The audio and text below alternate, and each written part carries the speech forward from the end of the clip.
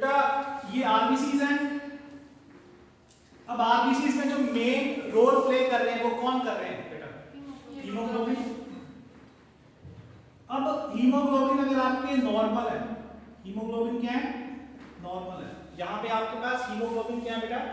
Normal haemoglobin है। अब second case में जब सिकल शेप हो जाती है, इसमें आपकी जो हीमोग्लोबिन है इनकी भी जो शेप होती है वो क्या हो जाती है? चेंज हो जाती है। इनकी भी जो शेप है वो आपके पास, इनकी जो शेप है वो चेंज हो जाएगी, जिसकी वजह से ये ऑक्सीजन की जो इसकी कैरिंग कैपेसिटी है वो भी क्या हो जाएगी?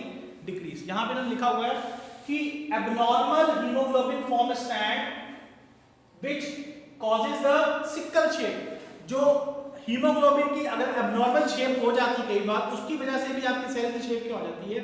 सिकल शेप हो जाती है। ठीक है, तो हीमोग्लोबिन की स्ट्रक्चर, अगर आपकी हीमोग्लोबिन के जीन्स में भी कोई म्यूटेशन आई हुई है तो हीमोग्लोबिन का स्ट्रक्चर भी क्या होगा? चेंज हो जाएगा, जिसकी वजह से आपका सेल का शेप क्या हो जाएगा? सिकल शेप हो जाएगा। ये आपका सेकंड पॉइंट। अब इसके बाद डेफिनेशन पे आते हैं। सिकल सेल डिजीज क्या है? ये sickle cell disease is a genetic disorder. ठीक है जी, ये क्या है? एक जेनेटिक डिसऑर्डर है। क्यों? ये किसकी वजह से आया? जीन में म्यूटेशन की वजह से आया। किसकी वजह से आया बेटा? जीन में म्यूटेशन। ठीक है, that affect the erythrocytes. Erythrocytes का मतलब क्या होता है? RBCs. RBCs causing them to become a sickle और क्रेसेंट शेप। सिकल का मतलब सिकल शेप हो गई। The effect of this condition is due to an abnormal of the hemoglobin molecule found in the erythrocyte. अब इसका मतलब पता है क्या है? इसका मतलब ये है कि ये आपके पास आरबीसीज हैं, इसके आरबीसीज के अंदर क्या होते हैं? हीमोग्लोबिन। क्या होते हैं? अब मान लो जो जीन्स हैं बेटा, जो जीन्स आपके हीमोग्लोबिन को क्या कर रही है? कोड कर रही है। हीमोग्लोबिन को क्या कर रही है बेटा? कोड कर रही है। मान लो उस जीन में आपके पास क्या आ जाती है? म्यूटेशन आ जाती है। उस जीन में क्या आती है बेटा आपके पास? ठीक है बेटा, तो इस बार आपके पास जो हीमोग्लोबिन आएगी उसमें थोड़ा सा क्या रहेगा? चेंज रहेगा। क्या रहेगा यहाँ पे? चेंज। अब हीमोग्लोबिन जब चेंज रहेगा तो आपके पास जो आरबीसीज हैं उनकी शेप भी क्या हो जाएगी? चेंज हो जाएगी। आरबीसीज की शेप भी क्या हो जाएगी बेटा? चेंज हो जाएगी। तो ये बात समझ लग रही है? कहने का मतलब ये है कि अगर आपके पास एक नॉर्मल जीन है, ठीक है, मान लीजिए ये आपके पास एक नॉर्मल जीन है, ये एक नॉर्मल जीन एक नॉर्मल एचबी को क्या करती है? कोड करती है। एचबी क्या है? प्रोटीन है। एचबी क्या है? प्रोटीन है। तो नॉर्मल एचबी देगा, वो एचबी क्या देगा? नॉर्मल क्या देगा बेटा? आरबीसीज देगा। क्या तक क्लियर? अब इस जीन में क्या आ गया बेटा? म्यूटेशन। म्यूटेशन का मतलब आ गया जीन में क्या आ गया? चेंज आ गया। जब म्यूटेशन आएगा जीन में तो हीमोग्लोबिन के स्ट्रक्चर भी क्या आ जाएगा? चेंज। जब हीमोग्लोबिन का स्ट्रक्चर चेंज होगा तो आरबीसीज की शेप भी क्या हो जाएगी बेटा? चेंज। कहने का मतलब है जब अंदर का मॉलिक्यूल ही चेंज होगा तो बाहर का मॉलिक्यूल भी क्या हो जाएगा? चेंज हो जाएगा। जब अंदर जो बैठा एचबी है, आरबीसीज का जो मेन कौन है? अंदर कौन है? ये एचबी। जब एचबी का स्ट्रक्चर चेंज होगा तो बाहर का स्ट्रक्चर भी क्या हो जाएगा? आपका चेंज हो जाएगा। तो इसका कारण क्या है? कारण ये है कि जो जीन हीमोग्लोबिन को कोड कर रही है, जो जीन आपकी हीमोग्लोबिन को कोड करती है, उस जीन में क्या आता है बेटा? चेंज आ जाता है। उस जीन में क्या आ जाता है? चेंज। जिसकी वजह से हीमोग्लोबिन का स्ट्रक्चर क्या हो जाएगा? चेंज। जब हीमोग्लोबिन का स्ट्रक्चर चेंज होगा तो आपका जो सेल की जो शेप है वो भी क्या बन जाएगी? Sickle cell. इसको ऐसे लिखिए आप, इसको शॉर्ट में ऐसे लिख सकते हैं, gene coding for HB undergoes mutation, ठीक है, जिसकी वजह से ऑल्टर्ड एचबी मॉलिक्यूल बनेगा। क्या बनेगा? ऑल्टर्ड। ऑल्टर्ड का मतलब चेंज एचबी, जिसकी वजह से आरबीसीज की जो शेप है इट बिकम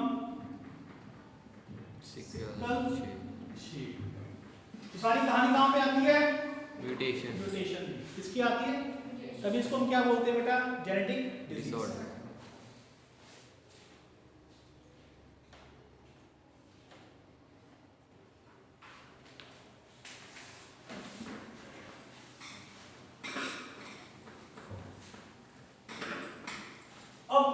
थोड़ी सी हीमोग्लोबिन के ऊपर भी बात करते हैं। हीमोग्लोबिन क्या होता है?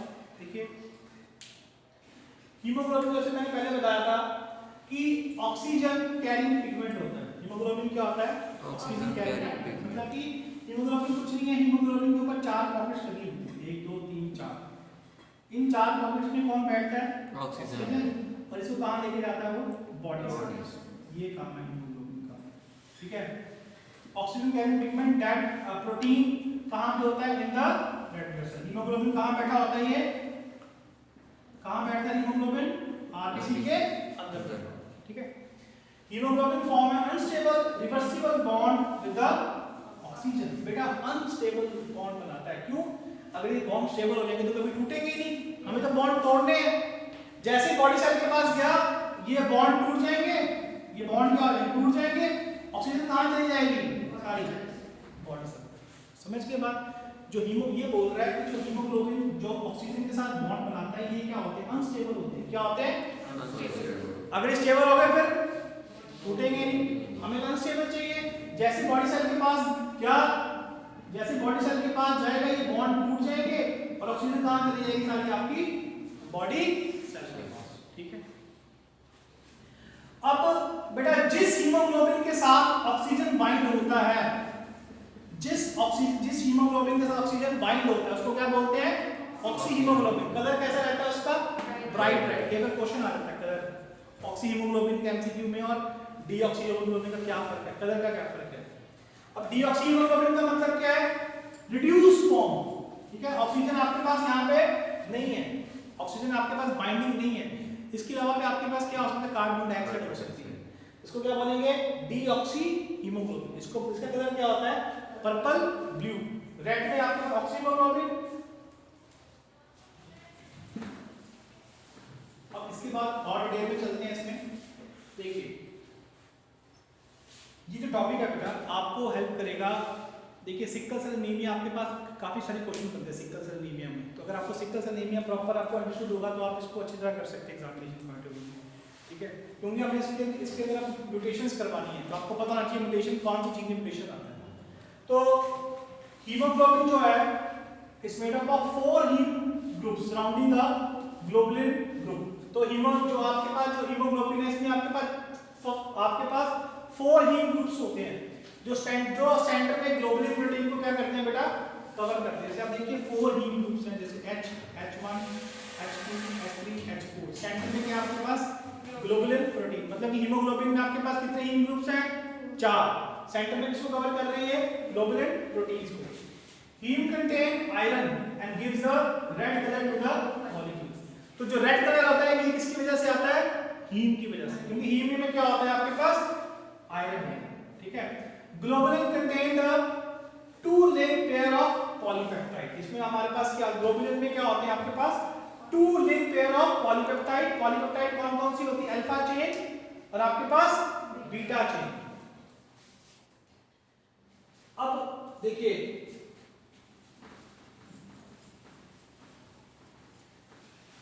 टाइप्स ऑफ हीमोग्लोबिन कौन से हैं? एक तो नॉर्मल है HbA, HbA2, HbF, एक आता है abnormal HbS, HbC, HbE। ये जीन्स कोडिंग इनके हैं, जो जीन्स को कोड करते हैं।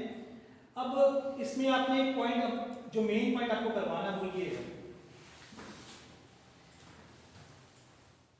ये बेटा बहुत ध्यान से समझिए, सबसे इंपॉर्टेंट पॉइंट। अब हम मेन पॉइंट पे आए हैं, स्टार्टिंग से जो हमारा था बेसिक था, अभी हमारा मेन पॉइंट है। इसमें आपको पता लगेगा कौन से जीन सीक्वेंस में चेंज आ रहा है, इसकी वजह से कौन सा अमीनो एसिड क्या हो रहा है? चेंज हो रहा है, जिसकी वजह से हीमोग्लोबिन का स्ट्रक्चर क्या हो रहा है? चेंज हो रहा है। सबसे इंपॉर्टेंट पॉइंट है। देखिए the change in the cell structure arise from a change in the structure of the haemoglobin. यहां तक क्लियर था पॉइंट आपको? हमने पहले ही बोला था जब भी जीन में म्यूटेशन आएगा हीमोग्लोबिन का स्ट्रक्चर क्या हो जाएगा? चेंज हो जाएगा, जिसकी वजह से सेल शेप भी क्या हो जाएगी? चेंज हो जाएगी। A single change in the amino acid causes the hemoglobin to aggregate। मतलब कि सिंगल चेंज आएगा। अब मेरे बात ध्यान से देखिए बेटा, आपको ये विजिबल अगर हो रहा है, ये विजिबल हो रहा है, देखिए नॉर्मल जीन है जो कि हीमोग्लोबिन को कोड कर रही है। नॉर्मल जीन क्या क्या है इसमें? देखिए बेटा CCT, ठीक है, GAG, GAG। सीक्वेंस देखिए बेटा नॉर्मल जीन का, ठीक है, ये किसको कोड कर रही है बेटा? Beta globulin gene. ये कौन सी जीन है? Beta globulin gene. क्या क्या सीक्वेंस इसका? CCT GAG GAG।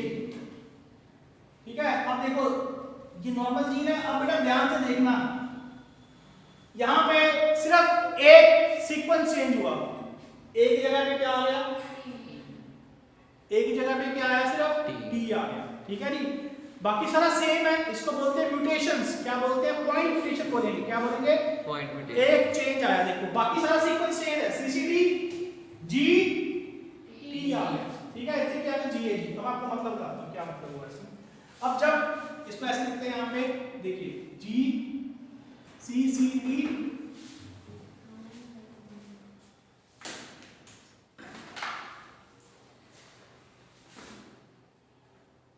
CCT GAG GAG। अब इसकी कॉम्प्लीमेंट्री यहां पे क्या है? G G A C T C C T and C। ठीक है बेटा, ये डीएनए बन गया। डीएनए बन गए तो इसको मैं तीन भाग में रख रहा हूं। ठीक है, अब आपको पता है ये अगर आपका ये 5 प्राइम टू 3 प्राइम है और ये 3 टू 5 है। ठीक है बेटा, तो ये वाला स्ट्रैंड आपका एमआरएनए बनाएगा। ये वाला स्ट्रैंड क्या बनाएगा? एमआरएनए। क्योंकि एमआरएनए की डायरेक्शन क्या होती है? 5 टू 3। अब G के सामने आपने क्या लगाना है? G के सामने क्या लगाना है? C। G के सामने C। A के सामने अब T नहीं आएगा, अब क्या आएगा? U आएगा। पता ना एमआरएनए में T नहीं होता, क्या होता है? U होता है। ठीक है जी, U लिखो। यहाँ पे G, यहाँ पे A आएगा। T के सामने A ही जाता है। T के सामने क्या आएगा? A। C के सामने G, G, T के सामने A और यहाँ पे G। तो CCU GAG GAG। देखो CCU GAG GAG। बेटा आपको मैंने जेनेटिक कोड में एक बात समझाई थी कि बेटा हर एक कोडॉन, अब ये 3 क्या बन चुके हैं? कोडॉन। क्या बन चुके हैं? कोडॉन। हर एक कोडॉन एक स्पेसिफिक अमीनो एसिड को कोड करता है। तो कहने का मतलब है each codon code for a specific type of amino acid. इसका मतलब पता है क्या बेटा? अगर लिखा है ना GAG GAG, ये GAG भी एक तरह के अमीनो एसिड को कोड करेगा, ये भी GAG एक तरह के अमीनो एसिड को क्या करेगा? कोड। जैसे देखो GAG किसको कोड कर रहा है? ग्लूसीन को। किसको कोड कर रहा है? तो यहां पे भी ग्लूसीन बनेगी, इसके सामने भी क्या बनेगी? ग्लूसीन। CCU किसको कोड कर रहा है? प्रोलीन को। किसको कोड कर रहा है? इसका मतलब अगर आपका प्रोलीन है, GLU है, तब आपकी हीमोग्लोबिन की शेप क्या आएगी? नॉर्मल आएगी। क्या आएगी बेटा? यहां तक क्लियर सबको? कोई डाउट? अब देखिए कहानी कहां से चेंज होती है। कहानी चेंज होती है यहाँ पे CCT G T आ गया। क्या आ गया? T। अब आप देखो कितना एक सीक्वेंस से कितना चेंज आ गया। देखो एक ही आपने बेस पेयर चेंज किया, सिंगल बेस पर, देखो पूरी शेप चेंज हो गई। G अब C के सामने G G A C A C C T C। ठीक है जी, ये 5 प्राइम एंड है, ये 3 है, ये 5 है और ये 3 है। बेटा 3 जो आपका 3 से 5 होता है, अगर आपको दिक्कत आ रही है ना कि हमें एमआरएनए बनाना नहीं आता, अगर आप बोल रहे हो हमें एमआरएनए बनाना नहीं आ रहा, समझ लग रही है हमें, आपने क्या करना है? 5 जो 5 से 3 स्टैंड लिखा होगा चुपचाप उसको उठा के यहां लिख देना बस। सेकंड तरीका ये है कि जो आपका ऊपर वाला स्टैंड होगा ना 5 प्राइम टू 3 प्राइम, याद रखना कौन सा स्टैंड लिखना है? फिर 5 से 3 वाला चुपचाप उठा के यहां लिख दो और T की जगह पे क्या लगा दो? U लगा दो। बस इतना काम करना है, क्योंकि आपको पता है आरएनए में T नहीं होता, आरएनए में क्या होता है? U एसिड होता है। सेकंड तरीका ये है, तो देखो C T की जगह पे क्या आ जाएगा? U G U G G A और G। ये आपका बन गया एमआरएनए, बन गया। अब बेटा CCU किसको कोड करेगा? प्रोलीन। इस बार सेंटर में GUG आ गया, चेंज हो गया कोडॉन। जब कोडॉन चेंज हुआ तो अमीनो एसिड भी क्या हो जाएगा? क्योंकि मैंने बोला एक कोडॉन एक स्पेसिफिक अमीनो एसिड को क्या करता है बेटा? कोड। अब इस बार GUG आ गया, GUG किसको कोड कर रहा है बेटा? वैलिन को कोड कर रहा है। किसको कोड कर रहा है? वैलिन। तो यहाँ पे सेंटर में क्या आएगा? वैलिन। क्या आएगी? बट GAG को पता ही है किसको कोड कर रहा है लास्ट में? दूसरी। ये देखो, अब देखो बेटा वैलिन आ गई, स्ट्रक्चर क्या हो गया? सीक्वेंस क्या हो गया? चेंज। प्रोटीन क्या हो गया? चेंज। क्योंकि प्रोटीन किसका बना हुआ है? अमीनो एसिड के सीक्वेंस का, जब एक अमीनो एसिड चेंज हुआ तो हीमोग्लोबिन का स्ट्रक्चर भी यहाँ देखो कैसा हो गया, चेंज हो गया, जिसकी वजह से सेल की शेप क्या हो गई, सिकल से। अब समझ लगी बात? Yes sir. Sickle cell anaemia में किसकी वजह से आता है, सीक्वेंस चेंज कहाँ पे आता है? कोई पूछे आपसे कि बताइए कौन सा सीक्वेंस चेंज हो रहा है सिकल सेल, आपने बोला है कि यहाँ पे हमारे पास एक ही जगह पे क्या आता है, टी आता है, एक ही जगह पे क्या आता है, टी। और जो आपका जो प्रोटीन, जो आपका अमीनो एसिड है, वो आपका ग्लूसीन से किस पे कन्वर्ट हो रहा है, किसमें, ग्लूसीन से। So due to which the hemoglobin structure changes and hence the structure of the RBCs also changes. This is how the sickle cell rises. ठीक है बेटा, clear point?